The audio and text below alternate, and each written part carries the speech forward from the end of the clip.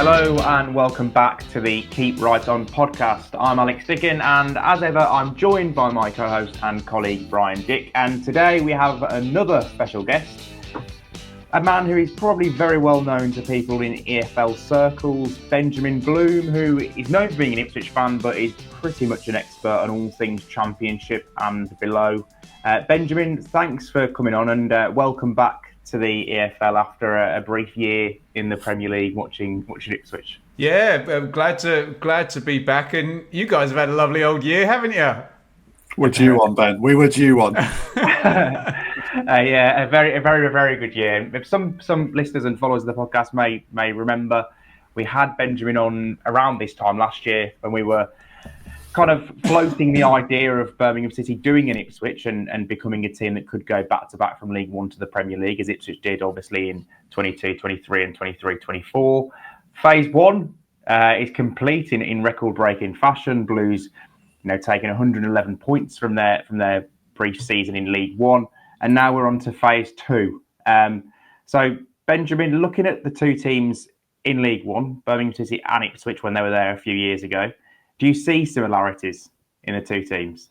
Sorry, I'm muted. Yes, I absolutely do. And I think a theme of this conversation is going to be there are elements where you would say Birmingham slightly ahead of Ipswich, and there's going to be elements where you're like, oh, do they have that advantage? Maybe they don't. But certainly in terms of League One, I mean, you cannot argue with the ungodly 111 points total. I'm trying to explain to Championship fans, and it's obviously a 46-game league in League One as well, how hard that Reading 106 points is to get. That basically you can lose three games. You can never lose back-to-back games. You're probably going to have to win 7, 8 in a row a couple of times during the season.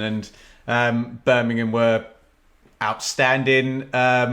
I think it got to the point around autumn where I think it's Paul Ince used to say with Man United, they were beaten in the tunnel before they come out.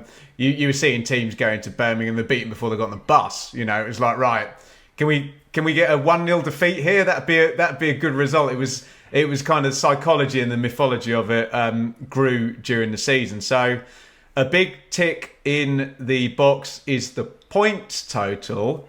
However, put my Ipswich hat on here. It's about momentum and how you ended the season. And Ipswich can kind of match Birmingham. Birmingham did it across the whole season, didn't they? But look at the way Ipswich ended the season in League One, and essentially the momentum that they took into the Championship. And I use the word ungodly for Birmingham's points total. Ipswich's form at the end of the League One season was obscene. There was a run of it was like 10 wins on the trot with clean sheets. They beat all their rivals absolutely handily. So you could almost argue that Ipswich actually came in with more momentum than Birmingham in respects of the fact that they backloaded the season in such ridiculous form. But then you can also throw in for Birmingham, they did it across the whole season and, record-breakingly brilliant. The most important thing, though, is the style of play. Because fair play to Wrexham, absolutely brilliant. Got promoted from League One, playing League One football.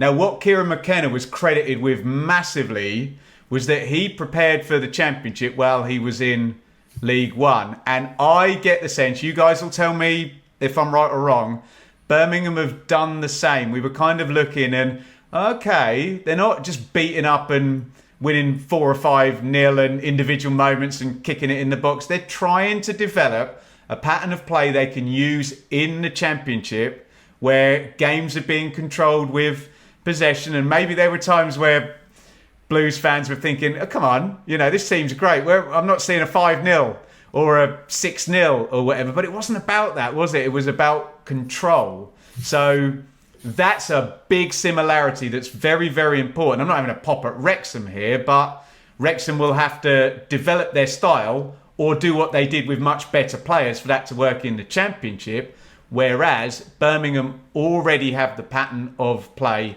from League One. And we'll talk about that, how that parlays particularly make hay while the sun is shining in the first 2 months of the season, which is where Birmingham's advantage will be at its peak. Yeah, we've spoken on this, Alex, haven't we, about maybe Blues' big advantage at the start of next season is knowing who they are. We've got a colleague that works at BBC WM, Richard Wilford, and he's very big on, teams that know what they're trying to achieve in those first 2 months, those first 10 games, while everyone else is settling down and feeling themselves out. And, what are we? How can we skin our cats? Chris Davis, as you absolutely rightly say, has laid a real foundation for hopefully a relatively seamless, albeit a step up in quality, a relatively seamless transition, at least in terms of playing style, Alex. Yeah, I think so. I mean, Benjamin mentioned Wrexham there, and they'll probably have to tweak it quite a bit, won't they? Because they were very direct. And as we've seen in recent championship seasons, at least, that isn't always fruitful and successful. Whereas Blues, they've gone down the popular route of possession-based. At times, they absolutely suffocated teams last season. It became a little bit boring around Christmas time when they were winning every single game 2-0 because the opposition came to St Andrews and weren't putting up any first world problems, isn't it, eh? Yeah, well, exactly. Yeah, it's like the low block won't happen in the Championship. There'll be more open games, so it should be more entertaining, and we'll see more free-flowing performances from Blues.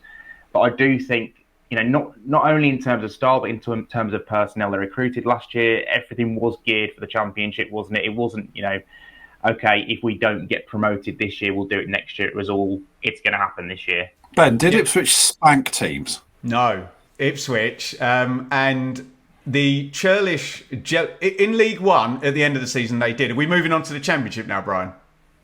No, sorry, just at the end of League One a little bit. Sorry. Back end of League One they did. The penny dropped for McKenna about the hybrid style. To be fair to Birmingham, Ipswich didn't manage to do it as purely as Birmingham had. Ipswich did go to a bit of a hybrid style, and there was a bit more counter-attack, and okay, we're happy to switch the play quickly and kick it in the channel if we need to. Whereas under McKenna at the very beginning, it was very much clean passing the whole time. But with the arrival of Nathan Broadhead in January, Massimo Luongo and Harry Clark, then everything clicked, final pieces. And not only did they spank teams, they spanked the rivals, Brian. There was this week which we were terrified of, where they had to go away to Derby, away to Peterborough, and away to Barnsley. I can't remember the exact scores. I think it was like 3-0, 3-0, 3-1 or something like that. They not only went there, and for the first time in 20 years, Ipswich didn't bottle big games. I'm sure you've had the same thing with Blues last year, apart from the trip to Wembley, obviously. But there was a sense, and then there was, and even on the game to win promotion, as a football fan, even though you're over and above, you're always finding a way. You think, how can we mess this up today? And they were 5-0 up in 25 minutes against Exeter, just pummeling them. So at the end, they did, Yeah, sorry, that looked a bit jarring. My signal fell out there, so I missed what Alex was going on to. I'll butt out now, but I did want to just make that point. Yeah, you mentioned the hybrid style, Benjamin, and to be fair, Blues not so much in counter-attack. They weren't a particularly, they didn't need to counter-attack an awful lot last season because they had so much of the ball, but they do obviously have a lot of the ball, but they have also kind of a steel to them, don't they, Brian? They've got players like Christoph Clara. Last year they had Ben Davies. They're bringing in Phil Neumann, big, 6'4" centre-backs. They've got Tomoki Iwata as a number 6 in midfield, who a little bit like Sam Morsey, quite robust, happy to sit in front of the back four and protect. And they've got other players, who are physical and can mix it. And that's probably something they will need to take forward into the Championship as well, because we know that, as well as primarily most teams are possession-based in the Championship now, a lot of them do have physical players and are good on set pieces. So that's probably a point they've improved massively, I think, in the last 6 months under Chris Days of last season. Oh, they were built from the back, definitely. Yeah. As much as it was all about having the ball, they were having the ball to be risk averse, if you get what I mean. They were managing games and on the spirit that if they've got the ball, the opposition haven't got it and can't score. So they were definitely built from the back in terms of the back four and the two central midfield players, Peck and Iwata. So they were very, very, very sturdy. And we've said on here before that if you just lift that back four and double pivot and drop it into a championship side, they wouldn't skip a beat, I don't think. Well, and to jump massively ahead here, it's interesting, Alex, that you've brought up physicality already. This is somewhere Ipswich got caught out, obviously, in the double promotion, is that when you go to the Premier League, which if we're sat here in a year's time and Birmingham have gone all the way through, that will be the conversation that we've been having over on the Blue Monday podcast, where you will find within about 3 weeks that Premier League players are either technically magnificent, physically magnificent, or wait for it, both. And you see these lineups before the game, and if you've got any aspirations of promotion, you need to start building physicality, because I know people have their qualms about the Premier League and the competitive tension in it, but in terms of recruitment and talent, it is the best league in the world, and these guys are freaks. Not only are they technically brilliant, but they're all 6 feet and plus. So yeah, jumping ahead to what you actually want to build this season, that physicality is imperative. Yeah. One last thing before we move on to the Championship, skipping back to League One from the Premier League there. We had a conversation with a Wolves fan not long into the League One season when Blues were flying high, I think 7 wins from 8, and trying to start the debate as to whether Blues were the best League One team ever. And naturally, you know, they can probably consider themselves that now because the points tally of 111 is 8 better than what Wolves got in 2013-14. Do Ipswich have a claim to that title, or are we just giving it to Blues? It's difficult to argue against the 111, isn't it? Because that's not only above Reading's 106, it's 5 points above it as well, isn't it? Which is a mile when you're over 100 points. You can make an argument that in a period, as I've mentioned, that run, the Ipswich were better than Birmingham, but that feels a bit selective, doesn't it? I'm sure there's plenty of League One teams that had incredible runs. I think 1-1-1 wins the argument. So yeah, they're probably the... And I don't want to be churlish, so they probably should have been. You told me this was going to happen last season in terms of, you know, I didn't quite believe you to the extent the financial backing was, but I sure as hell do now, especially having watched your show with the lady talking about the sports quarter as well. So yeah, look, I'll argue against it. Who's a better League One side than Birmingham? Off we go to the Championship. Ipswich really did hit the ground running.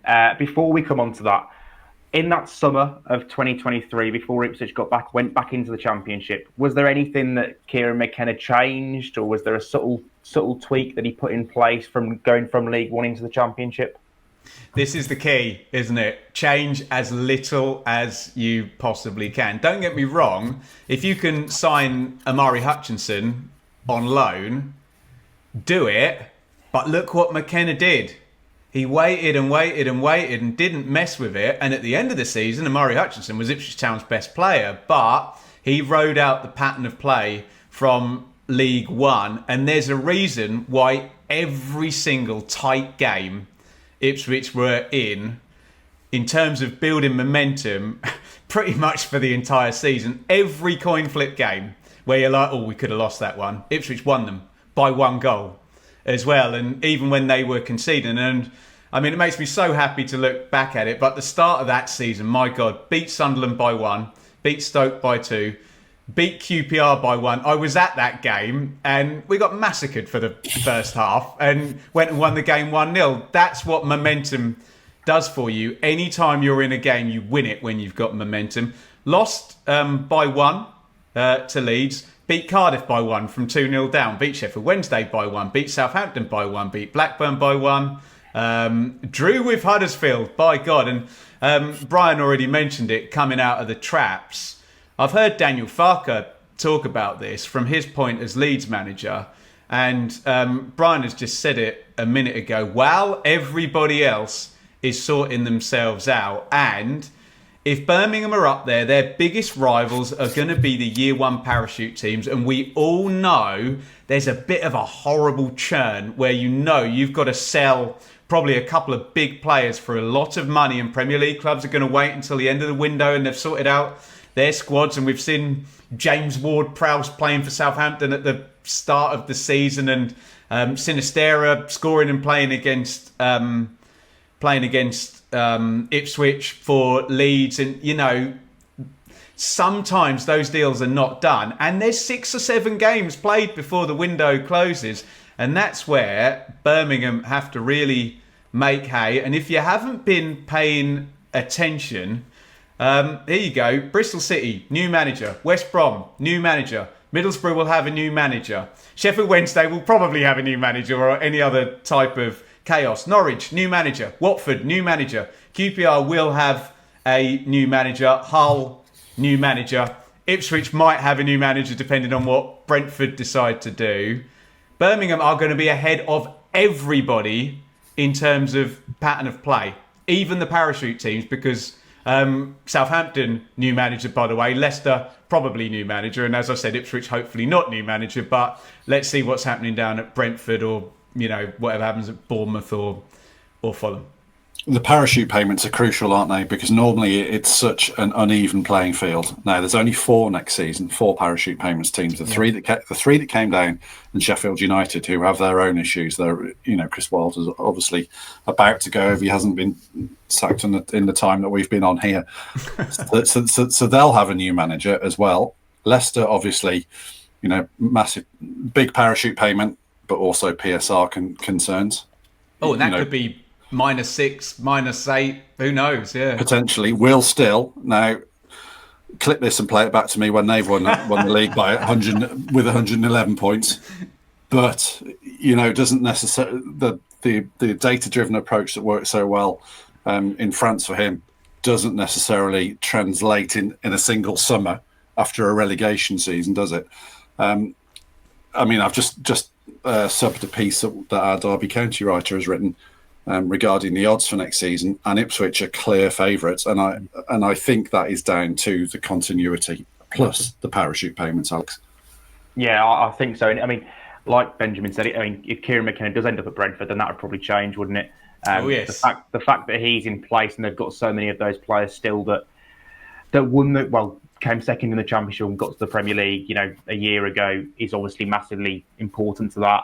Also interesting with Ipswich, they weren't clever in their recruitment in terms of they came straight back down, but they did buy players, young players who have already kind of completed the Championship. Jayden Philogene, Jacob Greaves, 2 excellent players at Championship level. Jack Clark. Still got Jack Clark, still got Amari Hutchinson. So they've got a load of options, particularly in wide areas there, as you just listed off. So for me, they probably are favourites, but that would change if McKenna was to leave. I would, and Birmingham fans will like this, I would push back against continuity, though, because they might not have sorted the keeper positions out. Potentially, if Leif Davis goes and they can't get Axel Tuanzebe, they might need 2 new fullbacks. Dara Roche could go, who's the best centre-back. They need a new midfield, because it's not going to be Morsi and Luongo. Midfield was a problem last season. And yes, you're right, Alex. It is an embarrassment of riches in the positions off the front. You haven't even mentioned Sammy Smodics, the top scorer in the Championship last time he was there. But who was Ipswich's best player last season? Liam Delap, ole, bye-bye. He's gone as well. So this is what I talk about, parachute payment churn. Yes, you've got massive advantage of being able to pay more in salary and transfer fees than everybody. You've got to get it right, and you've got to do it quickly. Does the club's recruitment, which has obviously been very good over the last few seasons, or since McKenna come in, we're not going to say it's established in a way that Brighton and Brentford's is, but do you see sort of the behaviours and the systems in place that means that pieces can be dropped in and out, Ben? Hopefully. I mean, we saw a leaked dossier that they were going for British-speaking British players in terms of that they were ready to go and they didn't have to settle in a new country.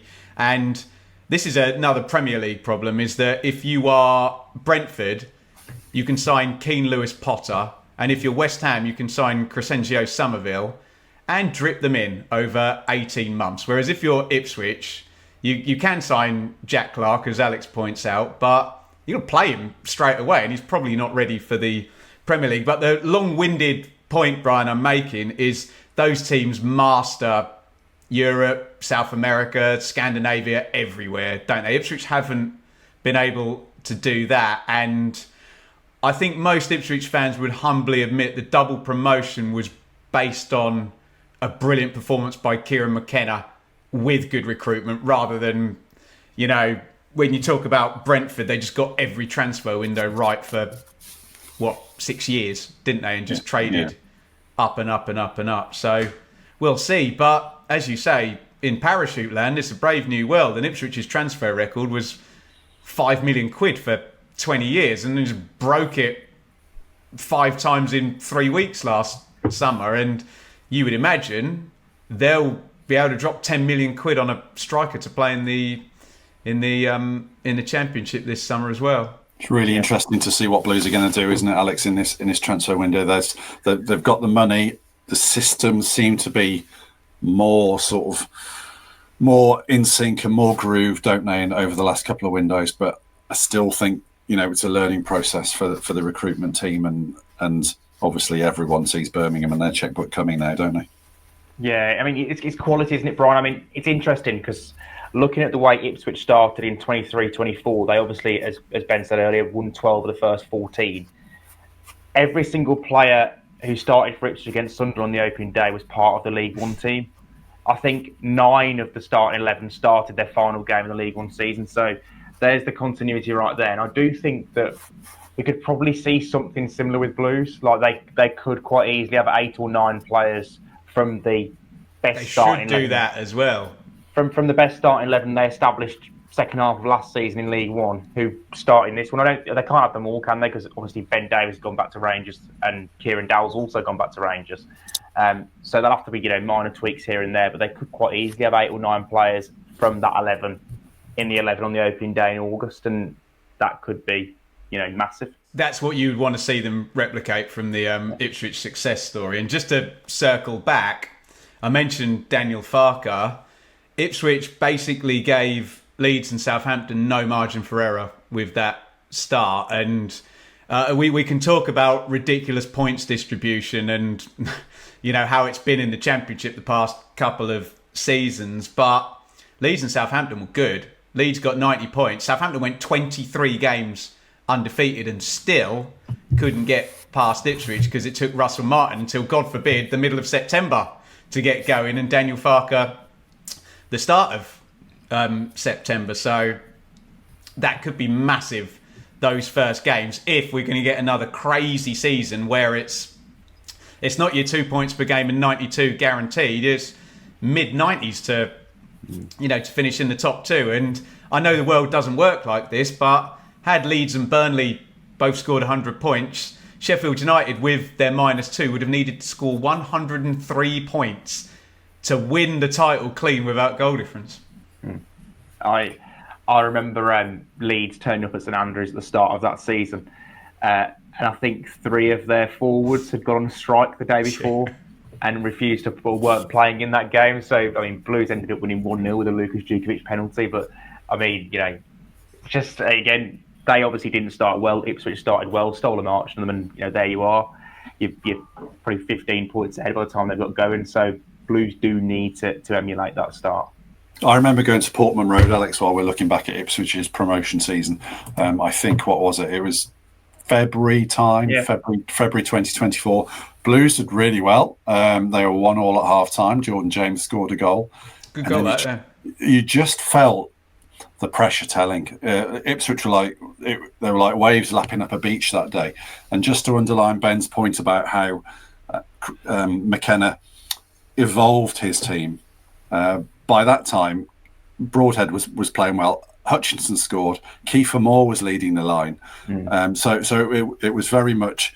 It wasn't the League One team that Blues lost to that day. It was the. Tuan Zabi would have been in at fullback at that point. Yeah, he was. I actually thought Blues had a good go against Tuan Zabi that day, but in the end, the 2 late goals, 81 and 90, Sarmiento as well also came, I think, in the January window, I'm right in saying. And by February, Ipswich were a much different team, albeit one that had continuity from the summer as well, if that makes any sense. It makes perfect sense. And the great Marcus Stewart, I remember once saying to us, the team that starts the season is never the team that finishes the season. But to make this Birmingham specific, that's what you'd want to do, isn't it? You utilise your pattern of play and your continuity in the first half of the season, and then get Knighthead Capital's big biceps out in... I know it's hard to recruit in January, but those loan deals are there. And Kiefer Moore, and as George Hayes obviously got injured, Kiefer Moore and Sarmiento is like a cult hero for those late goals he scored for Ipswich.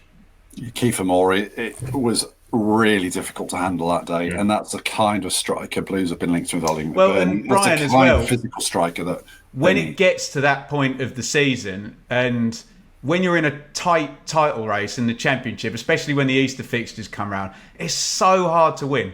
It is so hard to win. The tension, everyone's a bit knackered, and as the prize gets nearer. I remember Paul Merson saying he won 2 titles, and he said, we probably played well 10 times across those 2 seasons, and it's then muscle memory. And you're hoping from a Blues point of view then that they're 60 games into a winning run at that point, and can go into the second half of the season. And I hope they don't stink it out and they're in the bottom 6 at January now after this big build-up we're giving them to. They can't do that. I think that brings us to an end, unless anyone's got anything else to add. Well, yes, if it's okay, the one thing Ipswich had that Birmingham absolutely categorically will not is the whole world and his mother can see Birmingham coming. And no one really saw Ipswich coming. And even, you said the stat, was it 12 wins in 14? Even me as an Ipswich fan, I'm saying, okay, if we can ride this out, we might get in the playoffs here. No one saw it going through to 96 points. From day one, everybody is expecting Birmingham to have a good season. Everybody is going, okay, 3 year one parachute teams, as Brian mentioned, plus Sheffield United. Who's the next team they mention? It's not Middlesbrough. It's not Norwich. It's not West Brom. It's not Watford. It's Birmingham. And do you know what? That's the problem Ipswich don't have, Brian. And you talk about low blocks. What are you going to do? It's going to be, I've got Birmingham away, round 1. Probably going to be quite good. Let's go for a clean sheet. Yeah. And just to underline that point, the same piece from our Derby reporter had Birmingham as the 4th favourites to go up. No, where would you guys have them? I don't know. I would have them top 6 if we're talking. If they have a good summer, I would have them top 6. The second part of that is the crucial bit, though, isn't it? Yeah. If they have a good summer, because if the current, they're a 4-2-3-1 notionally. They start off on that on the team sheet, and then there's all sorts of transitions that happen. But the 4 and the 2 are okay. It's the 3 and the 1 that concern me and Alex, and we've talked ad nauseum about that. Keshi Anderson was comfortably the best winger last season in League One. They need someone to be better than that. They need Keshi to be as good and someone else to be better if they're going to kick on. They need 2 very good wingers and probably another number 10 as well. Or if you're going to move Stansfield, another striker to be good in the Championship. Just one more broader point, lads, which could really help Birmingham as well. Just on the makeup of the Championship and what the chasms in finances are doing in terms of non-trickle down economics. There is no middle order in the Championship anymore, and we've seen it for the last 2 seasons. Top 4, tons of points. Then, strange rising tide. Birmingham fans know better than anyone because they got caught by it 2 years ago and relegated with 50 points. Above that, you're pretty much in the playoff race, because we've seen the likes of Norwich and Watford and West Brom and Middlesbrough and Swansea and Stoke not be able to leverage their parachute payment advantage in year 2, 3 or beyond. And then the gap has got bigger between the parachute teams and the non-parachute teams. And that has resulted in Sunderland being in the playoffs. They were in League One recently. Ipswich going straight through. Okay, they're the unicorn team, but you don't want them to be the unicorn team. You want them to be the example to follow, don't you? But we had a bloody Huddersfield in the playoff final. We had a Luton Coventry playoff final. Two of those teams were in League Two like 5 years before. So my argument is, at the moment in the Championship, if it's anything like the last 2 seasons, if Birmingham are just not a bad team, they're in the playoff race straight away because there's no middle order. There's always a chance at the moment. I think looking at the last 5 seasons in the Championship, 2 of the 3 promoted teams have been parachute payment clubs, but there is that one opening for someone. Yeah. Obviously, Luton did it. Sunderland did it this season, just gone. So Ipswich have done it. There is that opening. So maybe Blues could be that team. Ben, just asking for a friend here. Just speaking hypothetically, easy for me to say. How big is the step up to the Premier League? Just in case we need to know, because Alex will have Blues crowned by August the 29th, probably. So I'm very confident that Birmingham can have a really good season in the Championship. I have absolutely no confidence whatsoever that were they to secure the double promotion, that they would do well in the Premier League. Brian, we got big problems with the 17. It's going to be the 4th season in a row now. Same 17 teams receiving double the TV income of the parachute teams and 10x the TV incomes of other teams in the Championship that could pass between the 2 divisions. And people are kind of looking at it with, say, an Ipswich. And you said it yourself, Alex. Well, okay, got relegated. You were miles off it. And now you've gone from pauper to king. But there's every chance you can go back to being pauper and get relegated again. And the big problem for me is not how hard is it for a promoted team to survive. How hard is it for one of the 17 to get relegated? It genuinely feels like they would need 4 managers, an injury crisis, every VAR decision to go against them, all the recruitment to be wrong, hideous bad luck and a points deduction, and they might just scrape relegation. And we've seen last season Palace, terrible for big swathes, Everton, awful. Wolves were dreadful for 2/3 of the season, and then show up at Portman Road with Brazil's 2 first-choice midfielders on a run of 8 games unbeaten and take the mick and win easily. Man United and Spurs had their worst seasons in decades and were miles better. So it's a horrible concoction. Something needs to be done, and I think people like me just better come on, Leeds, Burnley and Sunderland. Someone do it, upset the order. And the longer these things keep happening, the more the chasm will grow. We'll pencil next season's June promotion party in the show rather than stick it in ink then. Pencil it in for 2 hours if it's me whining about the chasm between the Championship and the Premier League, Brian. If we do another episode next year, I don't think we'll get Ben on if we're talking about going up to the Premier League and trying to stay there. Then we'll leave you out of that one. Spontaneously combust, yeah? Thank you very much for coming on, Ben. Brian, thank you as ever for your time. Thanks everyone for tuning in. Please do leave a comment, tell us your thoughts in the YouTube comments, and please do subscribe because it really does help. Thank you everyone for listening. And keep right on from both.